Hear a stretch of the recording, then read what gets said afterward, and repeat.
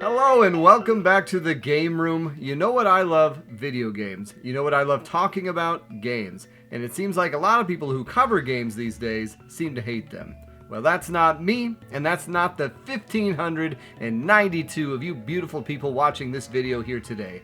We are 8 subscribers away from 1,600. I remember at the beginning of this year thinking if we could hit 1,500, it would be a hell of a year, and now we're a little halfway into it, and we're almost at 1,600. This is crazy. Thank you all so much. We need to think of something. Maybe we could hit 2,000 this year. Who knows? Let's get crazy. But for today's video, this was actually inspired by a longtime subscriber of the channel, a gentleman named Off to See the Wizard, who was actually responsible for the Circle of the Moon review, and is just a good guy all around. And so he had an idea of, hey, we've been doing all these videos about games I gave up on. What about a video where we talk about games that I wished I'd given up on? And you know, it's funny, I didn't really think of that, and I love the topic so much, I figured let's do a video on it. So I went through and browsed through it, and ironically, doing this made me realize, oh god, I can do a 4th video of games I gave up on, but that's not for today. So if you want to see some games that I wish I had stopped playing before I beaten them, let's check it out. There's a lot of games out there, some of which you've never even heard of. That's where I come in. My name's Luke. I've been playing games since the age of 2, and I have no life. This is my game room. So the criteria here is going to be a little fast and loose. A lot of these games that we're going to be talking about will be games that I have beaten and that more or less I didn't enjoy after I finished it. Now some of them will be games that I may still be fond of.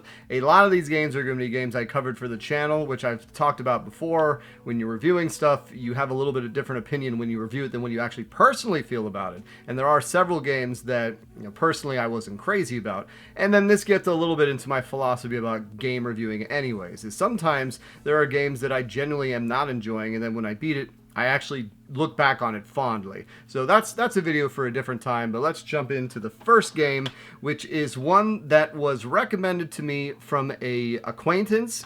It was the boyfriend of a friend of mine, and we got talking about games. I didn't know the guy was into games, and he said, oh my god, you should check out the Condemned series. And I never heard of it, and he said Condemned, and when I looked into it, I think I found a copy of Condemned 2 Bloodshot, and I picked it up.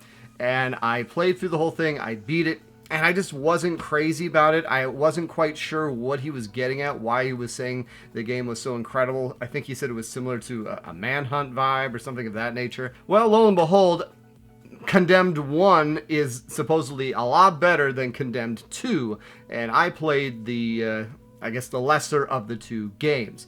So that was one that, you know, because I have this drive to go through and beat a game, I went through, I beat it, but I really wasn't enjoying it. Even when I beat the game, sometimes I'll be like, okay, you know what, I'm glad I beat it.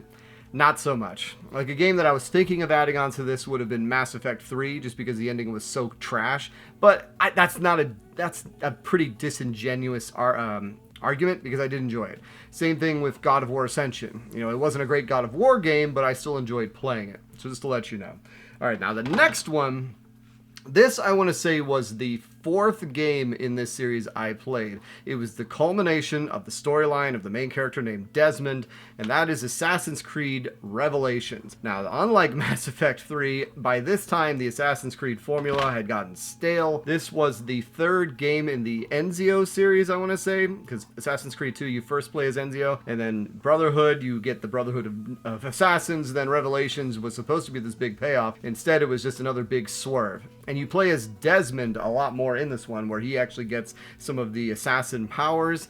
And yeah, just not great. After this game, Assassin's Creed 3 kind of rebooted it. Same thing with 4. And then I jumped off the series after 4. But I just did not enjoy Revelations whatsoever. Brotherhood was decent enough. I really enjoyed 2. I thought 2 was a huge step in the right direction. Brotherhood was a little bit of a step back, and then Revelations was a giant step back. But I did like 3. I did like 3 and 4 until I think Unity was the next one, where they really focused on multiplayer. And I just said, nah, I want to take a break. And sadly, I haven't gotten back to it. Even with the games like Origins and Odyssey and I think it's Valhalla, have gotten good reviews. And I think the new one's called Mirage. I mean, I'll get back to them eventually, but God, it's that modern game bloat. Like, I've heard they've made these games so insanely long. The first Assassin's Creed, I want to say you could beat in like 5-6 hours. It was, unless you collected everything, but there wasn't much to it. Anyways, next one up is a game that I covered when I did Shoddy Showcase. So that was when I was figuring out what the hell I was going to do with my channel after my computer got executed back in 2021. And this was one that probably got me more dislikes on a video than I've gotten in recent memory. And I still stand by that, and I still stand by it not being a very good game. And that is Bloodstained Ritual of the Night. I really didn't enjoy it at all. I don't know if it's because I played it on the Switch. It definitely was chugging along. I'm not someone who gets bothered by frame rate dips, things of that nature, but when you feel noticeable input lag in a modern game that was designed for modern systems, I find that a little unforgivable, on top of the fact that I just wasn't feeling it. I'm not as big a Metroidvania fan as I think I am sometimes. I tend to lean more onto the rogue aspect, stuff like Dead Cells or Rogue Legacy, and less so on going crazy for things like Hollow Knight or Bloodstained Ritual of the Night. And I just wasn't a huge fan of it. Didn't enjoy it that much. This also was on top of the fact that I think I'd played Curse of the Moon 2 before I did this. I want to say I played Curse of the Moon 2 before this, and maybe that was 22. Anyways, I didn't care much for Curse of the Moon 2 either. But, oh god. Anyway, let's jump to the next one. This was probably one of the least favorite games I've ever played for the Switch. I couldn't stand the art style. I couldn't stand the game. I thought the hitboxes were terrible. And anyone who says this game is incredible, good for you. I didn't enjoy it at all, and that is Owlboy. I could not stand this. This was one of those games that made me feel like my eyes were getting sunburned. I really did not like the mechanic of having to hold the person who's going to be shooting. The characters were stupid looking. The story was stupid. Everything about it was stupid. When people say this is, it plays like a Genesis game, and I'm not a huge Genesis fan, that's really something like, maybe that should have been a sign. Yeah, not my favorite. I did beat it. I reviewed it for the channel. A lot of these more modern games are going to be ones I did when I did in 2018. I did about 6 months of something called the Backlog, where I covered 27 games, and that was one of them. And that was definitely one of them that I wish I had stopped. I don't know. People love it. I don't. I have a feeling the same kind of things that happened for me with Sea of Stars, because I was not impressed with the demo, and I know it's coming out soon, and now I just realized that I thought I had bought a physical copy when I backed it. Apparently I bought a digital copy, so that's not going to help it either. But speaking of digital copies, another game I covered when I did the Backlog was not the sequel, but the next game made by the dude who made Braid, which is a game called The Witness. And The Witness was very cool at times, but the longer and almost like the guy who made it, you can just tell they're very high on themselves. Like, this whole game feels pompous as hell, with it's just lines connecting dots, but I don't know what it was. I'm also not a huge puzzle game person, so towards the end of it, I did look up a guide on how to go through it, and some of these puzzles, when I solved them, I just wanted to throw my head through a wall. I'm like, how the hell were you supposed to recognize that was the solution? My goodness. Insanity. But I think I still gave it a decent enough grade, which, yes, if you like this kind of, that's what I mean. As far as separating yourself from the review versus what you personally feel, that is a game that I would never touch again. I mean, maybe I'd touch it again. It was fun. It's fun with friends, but not something I would want to go in and do by myself. And since I tend to be more of a solo gamer these days, that's something I'm not going to touch again. Another one that I have on the TurboGrafx Mini was a game that I was so looking forward to because I love Zelda-style games, and that was Newtopia. And Newtopia was just an all-around disappointment. It started off strong, but then once I realized that the hook of the game was the fact that you go progressively into new worlds, though the worlds just look the same with a color swap, but then the item values doubled or tripled in those new worlds, so then your best bet was to go back to the original world, buy stuff for cheap, and then travel back. And that level of backtracking was not enjoyable, on top of the fact that the later levels just get cryptic and annoying. And if this was supposed to be the Zelda killer for the TurboGrafx 16, I understand why the TurboGrafx 16 never took off here in the West, because that ain't no Zelda experience. Even as someone who doesn't care for the original Legend of Zelda all that much, especially when Link to the Past came out probably a few years after this game. All right, moving on to the next one. Now, this is me breaking the rules a little bit because I did still enjoy this game, but more it was the broken promises that I had been building up in my head for 2 years before I finally played this, and agonizing over what the hell the ice key was, what the different eggs were at the end of the game, and that is the sequel, BanjoTooie. So in BanjoTooie, I thought they were finally... I mean, there was supposed to be some big grand plan to have the original cartridge of Banjo-Kazooie plug into this. I don't know if it was related to the 64DD or anything. And then have you go back into the game and unlock the ice key that's behind that glass wall. And then find the eggs and all these other things to get new areas or new levels. But because they didn't have time to do any of this, in BanjoTooie, they just show up as little Easter eggs, and they don't really do much. And for myself, I don't know if it's because I built it up too much, but for 2 years, I'd been wondering what the hell those things do. They must have some grand purpose. And to find out what they were really was not... I mean, it was almost... I don't know. It wasn't as bad as Desmond being in the hatch, but it was something like that, where it was just like, oh, man...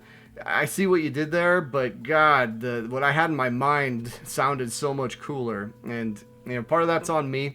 I still enjoyed the game. I wish they would bring the series back, but yeah, that is one that I still wanted to bring in this because that's something I wish I didn't know, because it really killed some of my enjoyment, and I haven't ever touched the first one or the second one since then. Now, another one that's kind of a similar sequel scenario, but this is one I genuinely didn't like, was Turok 2 Seeds of Evil.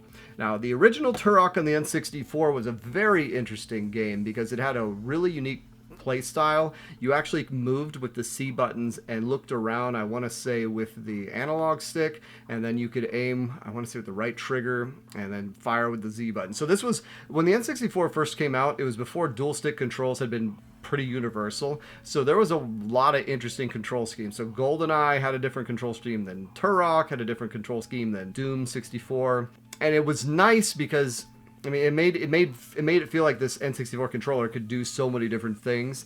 And it wasn't the greatest way of moving, don't get me wrong, but I was kind of nostalgic for it, so I loved the first Turok. And when the sequel came out, it was supposed to be better. It was enhanced by the expansion pack. It was one of the first games I remember that was being enhanced by the expansion pack.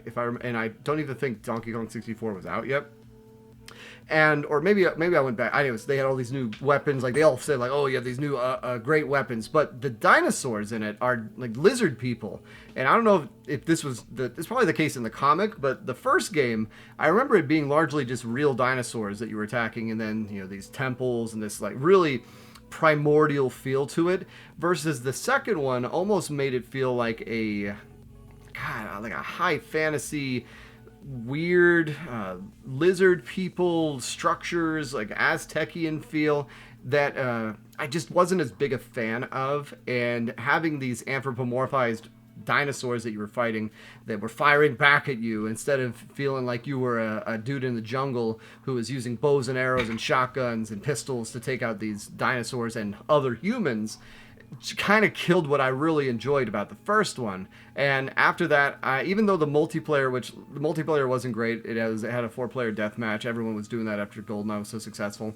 But it really killed my love of the franchise. And after that, I didn't even know what Turok 3 came out. I didn't know about Rage Wars. I think the next one I heard about was on the GameCube era. I think Turok Evolution maybe, and I skipped it because it didn't get great reviews. And that was because of Turok 2, a game I wish I hadn't finished.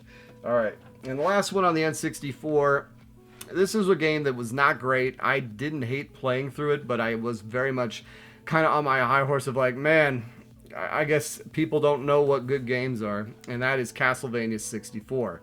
Now, I picked up Legacy of Darkness. I picked up the wrong one. I meant the actual 64. Stupid me. Whatever. Same game. Well, not the same game, actually. Castlevania 64 isn't as good as Legacy of Darkness, so I've heard.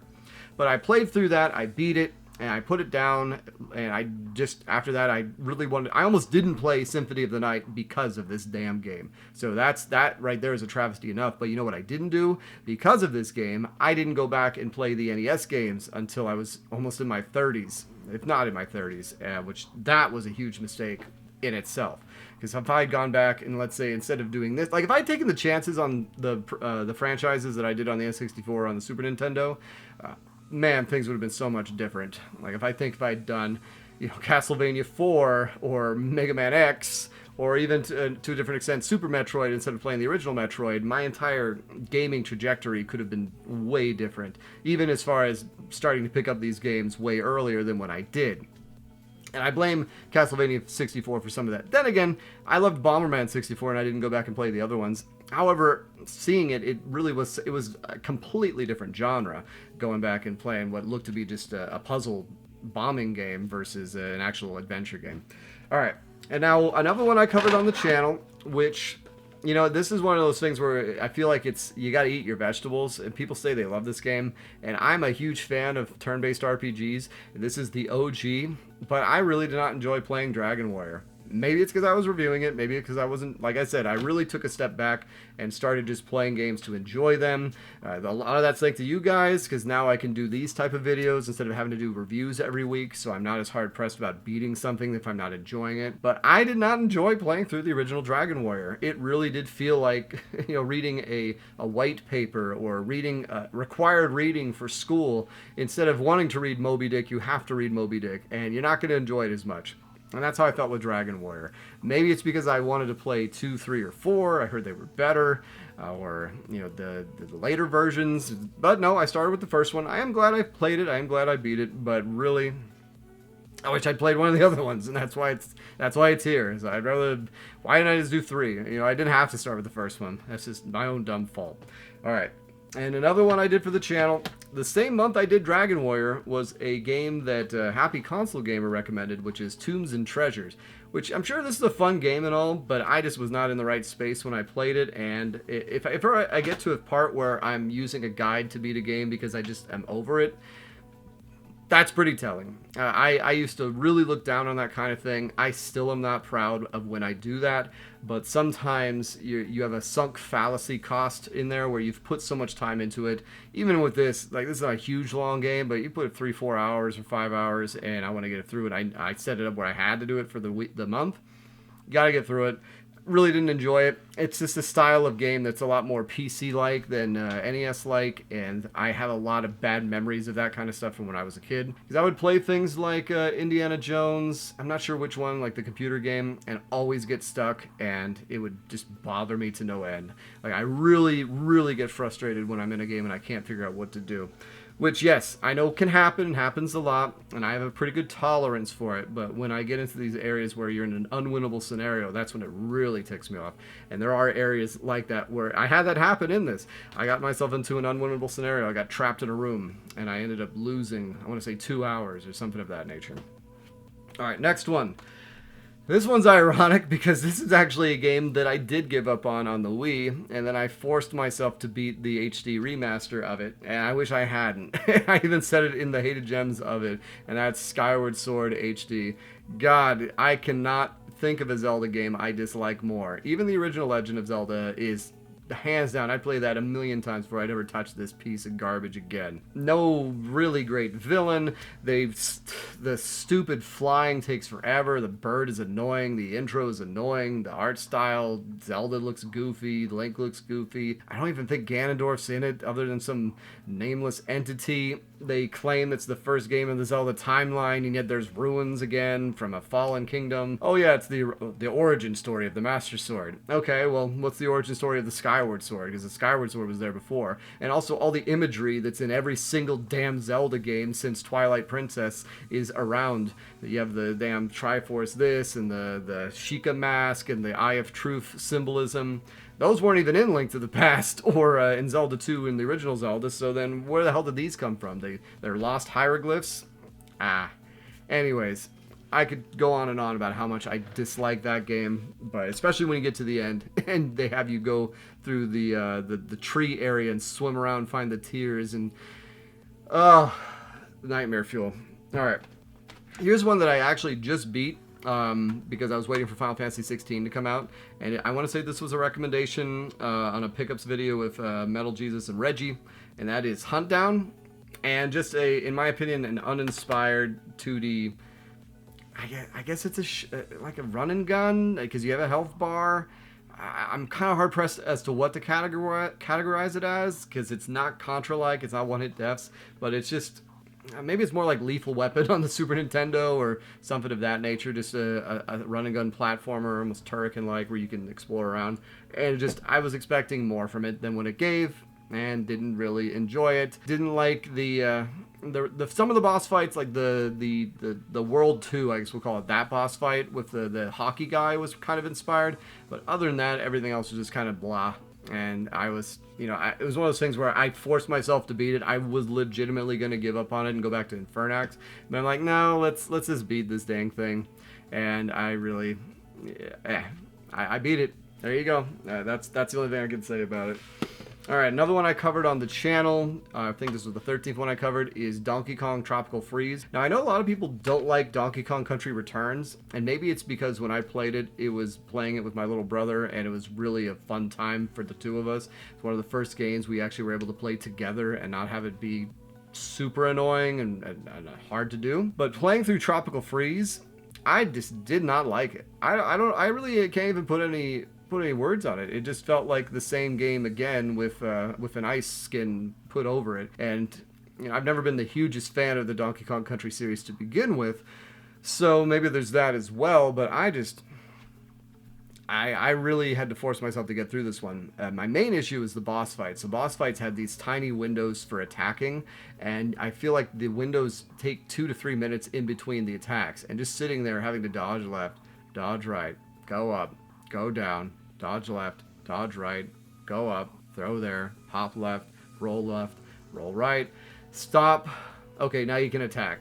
Like I get why boss designs are like that. You can't just have someone get in there and wallop the boss every time, but I also can get very frustrated with that kind of game design. I don't mind it if there's an opening window to attack the boss, but especially in these Tropical Freeze fights, it's the same pattern over and over. But usually it gets longer. It doesn't get more intricate. It doesn't get that much more difficult. It gets longer and more frustrating. Maybe shorter windows, which I'm not a fan of, and I was not a fan of that game. Another one I had to cover for the channel, Star Fox Zero. I'm not a huge Star Fox fan. I find more and more these days. Even Star Fox 64, I think part of that was the gimmick of the Rumble Pack. And going through on this channel so far, I've played through Assault, wasn't that impressed with it.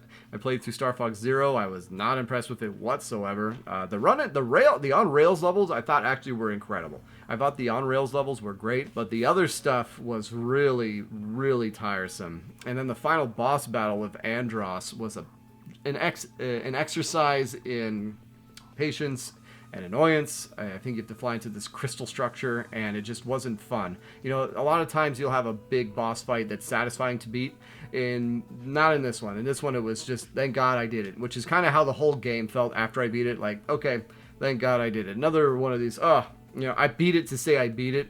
I didn't really enjoy it. Alright, getting down to the last few physical ones here, let's talk about one that was not physical. Was a game I downloaded for, I want to say, $3 off of, I can't remember if it was Xbox Live, Xbox One. It was a game called Home. And it was just a grainy looking 2D sprite work game. I want to say I downloaded this like 2011, 2012. Whenever it came out, it was $3, mind you. And I just did not enjoy it whatsoever. And I beat it. It was stupid, and I put it down, and I deleted it. I'm like, well, you get what you get for $3. Turns out this game kind of got a cult following, became a horror game. I don't know if I played it in early access, but I've seen a lot of people talk. I wouldn't even say it got a limited run release, which surprises me. I don't know if they added more to it. This is one that I genuinely think maybe I should go back to playing it. But when I did play it, I thought that I wasted $3. So that should tell you what kind of quality I thought the game was when I played it. Alright, now another one that, unfortunately, I had nostalgia for this growing up, and I wanted to cover it for the channel when I did a bunch of shooters. I thought this would be the only shooter that I had familiarity with outside of Phelios, but I think I did remember beating it. But playing through it again, Forgotten Worlds, really uncovered all the warts that I had kind of frozen off over the years and forgotten, and putting it in and just seeing how, wow, it doesn't look as good as I remembered. Oh, it doesn't feel as good as I remembered. Oh God, you only have one continue. Or, oh, this, I mean, you can have unlimited continues if you play it as 2 players, but then even then I played through the game with 2 controllers and I still thought the game was not worth my time. All right. And then I think this might be the last one we have here. It is new Pokemon Snap. I enjoyed the first Pokemon Snap, but I really found the elongation of the game that this one did tiresome, and kind of ruined some of my nostalgia for the original, and really just the fact that you have to have 4 different pictures. Sure, I get it. I get these games are designed to be summer games for a person who's super into the series, but the first Pokemon Snap was not that at all. At least it wasn't for me. So I really, I got through it. I beat it. Not ever something that I still like the original. I still have fond memories of the original. Not so much on this one. Which kind of me with Pokemon in general. I keep trying to see if Pokemon's going to hook me in again, but no, there's a reason why I haven't played it in, almost 20 years now. All right, and there you have it. There are a bunch of games that I wish I hadn't beaten, or at least saved my time on. There's not that many. Even some of these, I'm being more harsh on them than I should. Some of these are going to be because I covered them on the channel and I had to beat them, so that kind of colors it. I think Dragon Warrior might be part of that. And then there's ones like BanjoTooie that's kind of an exception. But yeah, let me know about games that you guys have played, beaten, and that you thought, man, that really wasn't worth my time. Because there's when you think about it, you can come up with a few. Anyways, as a reminder, I release a new video every Tuesday. I have a Patreon if you'd like to support the channel more. If not, please like, subscribe, comment. Everything helps the algorithm. Thank you all to the new subscribers and to the new viewers and everybody. Even you who don't subscribe, thank you. Thanks for checking this out. Let me know how you found it, because I'd like to do it again. And just, I say it all the time. It really is so appreciated that you guys are here every week. Every time I see that tick go up, it really just, it's so nice. I love doing this. I love talking about games. I love talking about it with people, and I'm so grateful that you guys are here. And I love all of you. And you take care. All right. It's been so nice getting a hold of you. Take care.